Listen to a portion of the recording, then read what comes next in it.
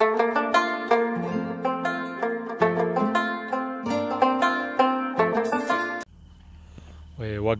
وږمه وه د ګلاب لور وه، نغمه نغمه وه د رباب لور وه. د هنر غږ یوټیوب چینل درنو کتونکو سلام، مینه او درنښت مې ومنئ په دې هیله امید چې تاسو ټول کتونکي به راته روغ جوړ خوشحاله سوکاله صحتمند یاستئ. کتونکو بیا مو هم هڅه کړې ده چې په یاده خپرونه کې د یوه رباب غږونکي موقع ترلاسه کړو. په هڅه کې بریالي شوي یو. ربابي استاد ښاغلی بختر جان زازی را سره نن په پروګرام کې دی. ښاغلی زازی صاحب، تاسو ته ډېر زیات هرغلاس او هرکلی وایو. مننه دې کوو چې د هنر غږ یوټیوب چینل په خپرونه کې زموږ سره یې. ډېر مننه کوم فردوس صاحب د ستاسو د چینل نه ډېر ښه راغلاست او اوس به تاسو ته زه د خیبر یوه نغمه ووایم. خوند به وکړي. کتونکو راځئ چې د استاد بختر جان دغه لومړنۍ نغمه واورو.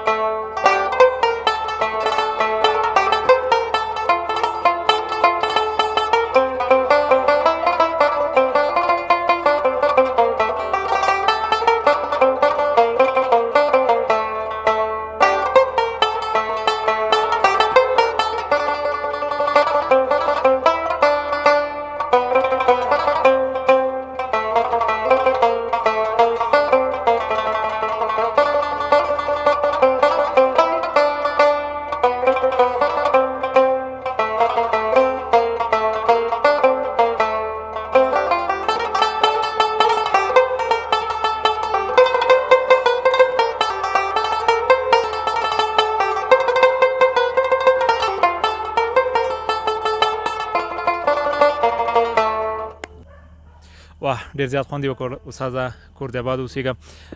درنو کتونکو دا چې یادونه کوو چې نن موږ سره په پروګرام کې استاد بختر جان چې د رباب په برخه کې خاص مهارت لري. نه غواړم له ده څخه پوښتنې وکړم، پرله پسې یوه بله نغمه هم اورو استاده، که ستاسو اجازه وي. وخت لرې؟ کتونکو راځئ چې دغه دوهمه نغمه هم واورو، له هغې وروسته به بیا هم خپرونه